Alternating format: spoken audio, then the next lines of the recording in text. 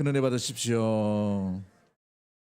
네, 우리 목요일 날 우리 김영담 올라오 목사님께서 소천하셨습니다. 그 이틀 전에 우리 교육자들과 함께 병원에 신방한 적이 있는데요. 시편 23편 말씀을 이렇게 들려드리고 나서 이렇게 기도해 드리니까 가슴을 툭툭 치시면서 이렇게 하시더라고요. 꼭 간다고. 그게 마지막이셨어요. 그리고 성도들 여러분에게 몇 가지 군부의 말씀을 전하셨는데, 교회를 사랑하고 교육자를 사랑하고 끝까지 충성하십시오, 이런 말씀을 남기셨습니다. 저에게는 교회를 잘 부탁한다고 이렇게 맡기셨어요. 너무 감사하고 마지막까지 정신이 흐트러뜨리지 아니하시고 한결같이 이렇게 사신 97세일기로 주의 부르심을 받았습니다. 마지막까지 이렇게 뒷모습이 아름다운 또 은혜로운 이런 귀한 목사님을 우리가 원로 목사님으로 모셔서 얼마나 감사한지 모르겠어요. 하나님 앞에 더욱더 감사와 영광을 돌려줄 수 있는 우리 모든 가족들 되기를 간절히 소망합니다. 오늘 말씀을 통해서 심판 중에도 롯을 살리시는 하나님이라는 제목으로 말씀을 나누도록 하겠습니다. 오늘 본문에는 소돔과 고모라를 멸망시키기 앞서서 두 천사가 심판 앞에 롯을 재촉하여 성 밖으로 이끌어내서 하나님께서 진노 중에 구원을 이루어 가신 하나님을 만나게 됩니다. 롯을 보면 아브라함의 조카였죠. 아브라함을 따라다니면서 나름대로 신앙생활을 어깨 넘어서 배운 사람입니다. 하나님의 이름도 알고 하나님이 누군지도 알고 아마도 상당 기간 아브라함과 함께 하나님을 예배했던 그런 사람이었을 것입니다. 하나님의 이름도 불러보고 기도도 했던 사람이라는 것이죠. 그러나 소돔에 살면서 그의 삶은 하나님 중심의 삶이라 보다도 하나님과 함께 소돔의 삶의 문화도 함께 여유를 가지게 되는 그러한 이중적인 삶의 모습들로 나가게 되었습니다. 아브라함과 롯이 서로 싸움할 때 갈등을 일으켜서 들어갔던 소돔이 그의 생각과 마음을 완전히 잠식해 버리는 것을 보게 된 것이죠. 이해관계를 따질 때에 철저히 개인적이고 이기적이었던 사람이 롯이었다는 것을 우리는 알 수가 있습니다. 이러한 것이 바로 소돔의 문화의 모습인 것이죠. 손님을 위해 좋지만, 손님을 위해 어떤 배려를 베푸는 것은 좋았지만 그 배려가 지나침으로 말미암아 두 딸까지 내어주려고 했던 이런 롯의 모습을 보게 되죠. 인간적으로 보면 이해할 수 없는 그런 부분들이 상당히 놓여 있는 것을 보게 됩니다. 롯은 아마도 그래서 윤리적인 수준이나 신앙적인 수준이 상당히 낮아져 있다는 것을 알 수가 있는 것이죠. 심판을 작정하시고 나서 하나님은 롯과 그의 가정을 데리고 빨리 도망치라 라고 말씀하실 때에도 롯이 어떻게 행동합니까? 지체하죠. 여유를 부립니다. 안 나가려고 해요. 또 멀리 산으로 옮기라 라는 말씀 가운데 산으로 가기에 힘드니 옆에 있는 장읍성읍으로 소알이라는 성읍으로 옮기게 해달라고, 이렇게 그 급박한 상황 가운데도 그런 여유를 부리고 있는 사람이 롯의 모습이었다는 사실입니다. 도망하여 생명을 보존하라 라는 급박한 상황 가운데도 이러한 모습을 띠고 있다는 것이지요. 오늘날 우리에게도 이렇게 이 소돔의 문명 가운데 쩔어 있는 그와 같은 예수님을 믿고 있다고 생각하는 사람들이 종종 있을 수 있게 됩니다. 우리는 예수님도 알고 하나님에 대해서도 알아요. 예배드림이 무엇인지도 압니다. 그러나 결정적인 순간 이해관계를 따질 때에는 내 욕심과 내 이기심이 먼저 앞서지는 않는지 우리 자신을 돌아보아야 되는 것이죠. 이 땅을 살아가지만 이 땅의 가치관으로 살아가는 롯과 같은 성도가 되지 않기 위해서 하나님과 온전한 믿음, 하나님과의 온전한 동행하는 그런 성도가 되기 위해 우리는 어떤 반응을 보여야 될까요? 이 무시무시한 심판 앞에 그러한 하나님의 온전한 동행자, 하나님의 온전한 믿음의 사람이 되기 위해서는 우리는 어떤 반응을 보여야 될까요? 오늘 본문을 통해서 우리가 그것을 한번 살펴보려고 합니다. 첫 번째 우리가 볼 수 있는 것은 무엇입니까? 한번 따라하겠습니다. 하나님의 말씀에 믿음으로 반응해야 합니다. 우리 12절 13절 다 같이 한번 읽어보도록 합니다. 12절 13절 시작. 롯에게 이르되 이 배에 내게 속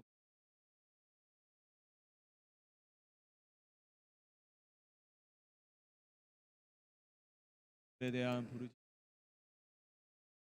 여호와께서 를 보내 우리가 여러분, 하나님의 천사가 이 성이 하나님의 심판을 받을 것이니까 곧 빨리 나가라라고 이렇게 이야기를 하고 있죠. 메시지를 전합니다. 그래서 이 메시지를 전달받은 롯은 가족들에게 전달해야 될 의무가 생긴 거예요. 여러분, 말씀이 우리에게 올 때는 우리만 간직하는 것이 아니라 말씀을 반드시 전달할 의무를 우리에게 부여주신 줄 믿으시기 바랍니다. 복음이 바로 그와 같은 것이죠. 복음의 소식은 나만 믿고 나만 구원받는 게 아니고 내 가족에게, 이웃에게 반드시 전달할 의무가 주어지기 때문에 우리에게 복음이 오게 된 것입니다. 그래서 이웃을 위한 복음, 또한 이웃 나라를 위한 복음 전도가 반드시 이루어져 가야 되는 것이죠. 아무튼 롯은 자기의 딸들과 아내 그리고 사위들에게 이 소식을 전하게 되었습니다. 그런데 14절 말씀을 한번 보십시오. 이 14절 말씀에 반응이 어떻게 됐다고 되어 있습니다. 같이 봅니다. 시작. 나가서 그 딸들과 결혼에게 이르기를 여호와께서 이 성 하실 있는 일은 이의 사위 무엇으로 얘기했다고요? 농담으로 얘기했다라고 되어 있어요. 우리 사이들이 그 하나님의 무시무시한 진도의 말씀, 롯이 장인이 전달하는데 그 장인의 말을 우스갯소리로 전해 들었다는 것이죠. 저는 이것을 보면서 오늘날 우리가 살아가는 동안에 주의 말씀 우리는 어떻게 여기는지 우리 자신 한번 면밀히 돌아보았으면 좋겠어요. 주의 말씀이 선포되고 또한 주의 말씀이 우리가 읽게 되죠. 주의 말씀을 묵상하게 됩니다. 때로는 우리의 죄악을 온전히 드러내게 하는 말씀이 전달될 때도 있고 우리의 마음을 깊이 위로하는 말씀이 전달될 때도 있어요. 선택 부분에서 우리에게 하나님께서 지시하는 그런 메시지와 명령들이 우리에게 전달될 때가 있게 됩니다.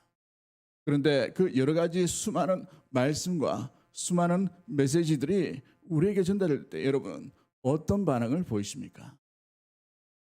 롯의 사이처럼 농담으로 여기지는 않는지 우리 자신을 한번 돌아봐야 됩니다. 농담으로 여겼다는 말은 뭡니까? 움직이지 않았다는 거예요. 믿지 않았다는 것이죠. 믿음의 내용이 들어오지 못하였다는 것입니다.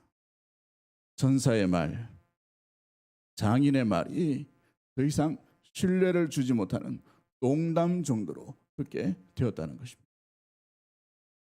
여러분, 성도들이 성경 말씀을 때로는 우리에게 좋은 교훈으로만 여겨질 때, 좋은 철학책으로 아니면 우리의 교양으로 우리의 가치관을 형성하기에 좋기 때문에 문화생활을 하기 좋기 때문에 교회에 온다는 것 또한 그 말씀을 그렇게 여긴다는 것은 상당한 위험스러움이 있다는 것을 우리는 기억해야 할 줄 압니다.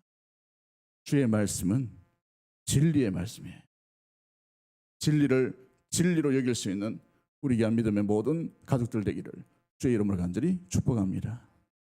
진리의 말씀을 진리로 받아들이지 못할 때 이와 같은 농담으로 여겨지게 되는 거예요. 설마 무너지겠어? 이 문화와 문명이 얼마나 오랜 세월 이렇게 되었는데 너무 좋은 것이죠. 이 쾌락의 문화가 이 즐거움이 너무 좋은 거예요. 그런데 이것을 두고 멸망한다고? 장인이 이제 하나님을 믿더니만 이제 머리가 어떻게 되었나 보다 라는 생각이 이 사위들에게 일어나게 되었다는 겁니다. 오늘날 시대의 선지자적인 메시지와 설교의 말씀들이 참 많이 들려지게 됩니다. 여러 가지 말씀을 들을 때에 사랑하는 성도 여러분, 여러분은 어떻게 반응하고 계십니까? 그 말씀이 진리로 우리의 귀에 들리게 되나요? 우리의 마음밭에 새겨지고 있습니까? 목사님 또 저런 이야기를 하네. 목사님이니까 저런 이야기를 하지. 성경 말씀이니까 당연히 그 말씀이지. 이 말씀이 내 삶과 내 생각과 내 마음과 내 행동과 우리 가정과 우리 가문과 우리 직장과 내 생활의 터전과는 전혀 상관이 없을 거야. 농담으로 여길 수 있게 됩니다. 그러기에 사랑하는 성도 여러분, 말씀이 진리로 들려지는 믿음의 반응이 바로 주님이 찾는 자요, 이 말세지말 가운데 주님과 동행하는 온전한 믿음의 사람인 줄 믿으시길 바랍니다. 그러한 온전한 믿음의 반응이 일어나게 되기를 주의 이름으로 간절히 축복합니다. 요즘 새벽기도 때 우리 예레미야서를 묵상하고 있어요. 예레미야서가 참 어렵습니다. 왜냐하면 맨날 회개하라 하거든. 새벽 때마다 회개하라, 들어가지 않는 본문이 없을 정도로 계속 회개부터 시작해서 회개로 끝나는 게 성경 본문의 말씀이더라고요.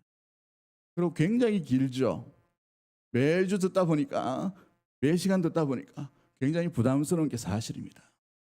그런데 사이사이에 한 단어들, 한 문장들이 굉장한 의미가 있는 것을 찾아볼 수가 있게 되었어요. 예레미야서 6장 10절 말씀에 이런 말씀이 있더라고요. 내가 누구에게 말하며 누구에게 경책하며 듣게 할꼬. 그가 그 귀가 할례를 받지 못하였으므로 듣지 못하는도다. 그 귀가 무엇을 받지 못하였으므로? 할례를 받지 못하였으므로. 귀가 할례 받지 못함으로 말씀이 들리지 않는다는 거예요. 귀가 온전히 죽어야 돼요. 하나님 앞에 온전히 죽음 상태로 주의 말씀이 들려야 되는데 귀가 아직 살아있는 것이죠. 살아있음으로 말미암아 무엇을 듣게 됩니까? 세상의 소리, 세상의 경험, 세상의 가치관, 내가 좋아하는 것만 듣게 되는 거예요. 그러다 보니 말씀이 들리지 않는 거예요. 그러다 보니 말씀을 농담으로 여길 수밖에 없게 되는 것이죠. 저와 여러분은 어떻습니까? 이 귀의 할례가 온전히 되어 있는 상태입니까?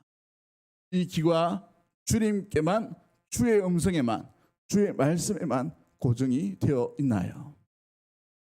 주님께 고정되어 있는 귀는 말씀이 임할 때 믿음의 반응을 보이게 될 줄 믿습니다. 그러므로 말미암아 우리의 귀가 주의 말씀에만 믿음의 반응을 보여서 주님이 기뻐하시는 온전한 사람의 모습들로 나아가는 우리 귀와 믿음의 모든 가족들 되기를 주의 이름으로 간절히 축복합니다. 두 번째 모습은 무엇입니까? 두 번째 모습은 하나님이 강하게 우리를 몰아가실 때가 있다는 것이죠. 오늘 본문에 보면 롯을 재촉하신 하나님을 등장하게 됩니다. 굉장히 급하신 것을 보게 되죠. 그런데 하나님께서 몰아가시고 재촉해 하시고 하나님께서 인생을 막 이끌어 가시는 강제적인 그런 상황 가운데 우리는 그것을 어떻게 해석해야 되느냐, 어떤 반응을 보여야 되느냐라는 것입니다. 하나님께서 우리를 강하게 이끌어 가심을 여러분 오해하지 말고 은혜의 반응을 보이기를 주의 이름으로 간절히 축복합니다. 은혜의 반응을 보이셔야 돼요. 아, 이것이 내게 주신 하나님의 은혜구나. 이것이 나를 사랑하신 하나님의 표현이구나. 여러분, 하나님은 하나님의 백성이 죄 가운데 함께 무너지기를 원치 않으셔요. 믿으십니까? 여러분, 한 영혼이 2,000하보다 귀하다고 말씀하셨어요. 극악무도한 아수르를 위해 이방 선지자 요나를 보내신 이유가 마찬가지이죠. 죽음 가운데 갈 수밖에 없는 우리들을 위해 온 인류의 구원자 되신 하나님의 아들을 보내주신 이유도 마찬가지인 것입니다. 하나님께서 우리 인생을 점점 나락으로, 벼락으로, 여러 가지 골짜기로 막 몰아가실 때가 있어요. 어려운 가운데 더 어렵게 만들어 가신 게 있어요. 예수 믿으면 뭔가 좀 잘 될 것 같은 그런 기쁨과 그런 소망들이 있어야 되는데 점점 이상하게 다른 방향으로 막 몰고 가실 때가 있단 말이죠. 여러분 돌아볼 때 그것이 하나님의 숨겨진 간섭이요 하나님의 인도하심이라는 사실을 은혜로 반응할 수 있는 우리 귀한 믿음의 모든 가족들 되기를 주의 이름으로 간절히 축복합니다. 오늘 본문은 어떻게 되어 있습니까?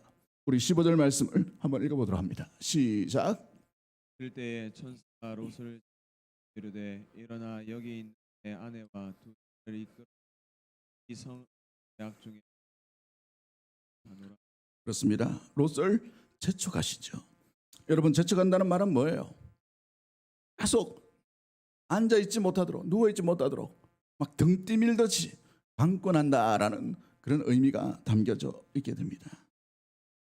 미적미적하고 있는 이 롯에게 계속해서 일어나 도망하라 라고 이렇게 이끌고 가시는 것이죠.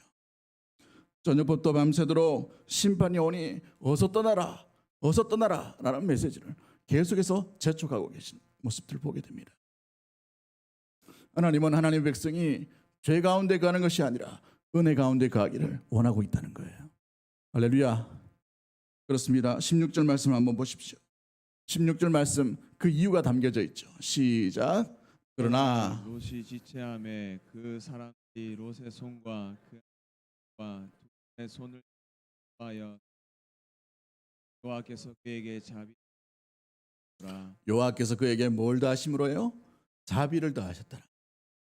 막 재촉하시는 게 자비 때문이에요. 긍휼 때문이에요.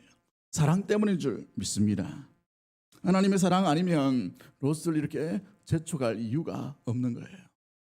반쪽 문화, 반쪽 어떤 이 신앙 생활을 하고 있는 롯이 때로는 하나님께서 섭섭해할 수도 있죠.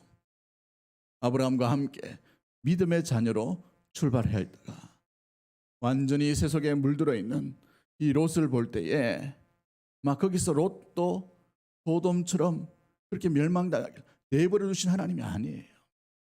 긍휼히 여기신 하나님이요, 인자하신 하나님이요, 자비하신 하나님인 줄 믿으시길 바랍니다. 성도가 성도의 길을 걸어가지 못할 때, 성도가 잘못된 길을 걸어갈 때 하나님께서 우리를 온전한 방향으로 믿음의 길로, 은혜의 길로 우리를 강제로 이끌어 가시는, 오히려 그 사업을 맡게 하시고, 오히려 그 기도를 맡게 하시고, 오히려 그 관계를 단절케 하시고 주님의 길로 온전히 인도하실 때가 있게 되는 것입니다. 때로는 그때가 우리를 징계하심이 아닌가, 우리를 왜 이렇게 몰아가시는가, 왜 우리를 이렇게 미워하시는가, 하나님을 의심할 때가 있죠. 여러분, 하나님을 의심하지 마십시오. 하나님은 그 심령과 그 자녀와 그 가정에게 자비를 더하시기 위해, 사랑을 더하시기 위해, 긍휼의 하나님으로 나타나기 위해 지금 그 심령을, 그 가정을, 그 산업을, 그 미래를, 그 자녀들을 온전히 만나고 있다는 사실이에요. 그러한 하나님을 의심하지 말고 은혜로 반응할 수 있는 우리 사랑하는 믿음의 모든 가족들 되기를 주의 이름으로 간절히 축복합니다. 롯과 그 가족들을 강제로 이끌어 나오신 것은 심판과 진노 중에 긍휼을 잊지 않는 하나님의 모습을 발견할 수 있게 되는 것이죠. 여러분, 자녀를 사랑한다면 그 자녀가 잘못된 길을 걸어갈 때 여러분은 어떻게 합니까? 몹시 글로 가면 잘못된 친구를 만날 때도 있고, 또 때로는 어긋난 길로 걸어갈 것이 보일 때 부모라면 어떻게 반응합니까? 네. 자녀를 키우신 지 오래되셔가지고 맞겠죠, 그죠? 네. 도시락 사가면서 말리겠죠. 자녀의 길이 뻔하다면 말릴 거예요. 자녀를 사랑하기 때문에 그런 것이죠. 하나님도 얼마나 급하셨는지 두 찬스를 보내어서 롯의 가정을 강권해서 인도하고 있는 것을 보게 됩니다. 여러분, 우리의 고난, 우리의 막힘, 우리의 단절됨, 우리의 인생의 형통한 복이 점점 가물어지는 것, 잘 되지 않는 것, 아픔이 있는 것, 고난이 있는 것, 눈물이 있게 된 것, 여러분, 하나님을 의심하지 마십시오. 하나님은 하나님의 자녀가 믿음의 길 가운데 온전히 가기까지 멈추지 않는 사랑의 하나님인 줄 믿습니다. 그 하나님을 온전히 만남으로 말미암아 믿음의 반응을 보이고 그 주님과 더불어 동행할 수 있는 온전한 믿음의 사람들 되기를 주의 이름으로 간절히 축복합니다. 마지막 세 번째로 우리가 바라볼 수 있는 것은 무엇입니까? 온전한 믿음의 사람, 온전한 하나님과 동행하려고 하면 어떤 반응을 보여야 될까요? 우리 한번 따라하도록 하겠습니다. 주의 말씀과 은혜에 머뭇거림 없는 삶으로 즉각적인 순종의 반응을 보여야 합니다. 여러분 인간적으로 한번 생각해 보십시오. 두 천사가 이 롯에게 밤에 방문하였어요. 정성껏 식사 대접을 합니다. 그런데 폭군들이 와서 이 두 천사를 내놓으라고 막 그렇게 해요. 결국 누구 때문에 이와 같은 엄청난 고난을 당하게 되고 있습니까? 롯이 이 두 천사 때문에 그런 것이죠. 그런데 이 두 천사가 이제 어떻게 합니까? 이 두 천사가 밤새도록 이 롯과 그의 가정 앞에 빨리 도망하라는 거예요. 빨리 도망하라. 우리가 현대 입장으로 한번 생각해 보십시오. 요즘 아파트 문화라 가지고 집에 손님 오는 게 굉장히 부담스러워요. 화장실 같이 쓰는 것도 부담스럽고, 그죠? 그런데 정말 귀한 손님을 정성껏 다해가지고 여러분들이 집으로 초대했습니다. 그런데 집으로 초대했는데 주민들이 시끄럽다고 좀 항의를 해요. 그래도 막 말렸습니다. 조금만 참으십시오. 이 손님들 다음날 가니까 이 만찬만 즐기면 되니까 좀 있으면 조금만 참아달라고 그렇게 부탁해서 사정사정합니다. 그런데 그 주민들이 다 떠나고 난 뒤에 그 두 손님이 느닷없이 이렇게 얘기합니다. 지금 당장 아무것도 가지지 말고 빨리 이웃 동네로 도망가라는 거예요. 빨리 높은 곳으로 가라는 거죠. 옆에 분 한번 인사하자고 합시다. 집에 같으면 나가겠냐? 안 나가요. 왜요? 내 집이고 내가 살 거처잖아요. 내가 쌓아놓은 게 얼마인데, 그죠? 그 아파트 하나 얻으려고 얼마나 고생을 하셨어요. 그 집 하나 얻으려고 얼마나 수고를 하셨어요. 그걸 두고 도망한다고요. 그걸 두고 다른 길로 걸어간다고요. 그걸 포기한다고요. 지체할 수밖에 없죠. 롯의 입장에서. 그렇습니다. 롯이 마찬가지예요. 어렵게 소돔으로 들어갔어요. 포로로 끌려가서 겨우 아브라함이 구출을 하였습니다. 그럼에도 불구하고 포기할 수 없었던 이 롯이 다시 소돔으로 들어가요. 그만큼 소돔의 유혹이 굉장히 큰 것이죠. 젊은이들이 왜 대도시로 가려고 합니까? 모든 문화 콘텐츠가 다 있기 때문에 그래요. 대구만 사셔가지고 잘 모르시나 본데. 서울에 가면 뮤지컬도 볼 수 있고, 연극도 볼 수도 있고, 문화생활이 너무 이게 화려해요. 너무 재밌단 말이죠. 젊은이들이 이 강남 문화, 홍대 문화, 무슨 문화, 이런 문화들이 많아요. 따라갈 수 없을 정도로. 굉장한 유혹과 굉장한 매력과 굉장한 마력도 있는 게 그런 문화들이죠. 그런데 그 문화들을 버려두고 이 소돔을 버려두고 그 산으로 도망간다는 것은 쉬운 일이 아니에요.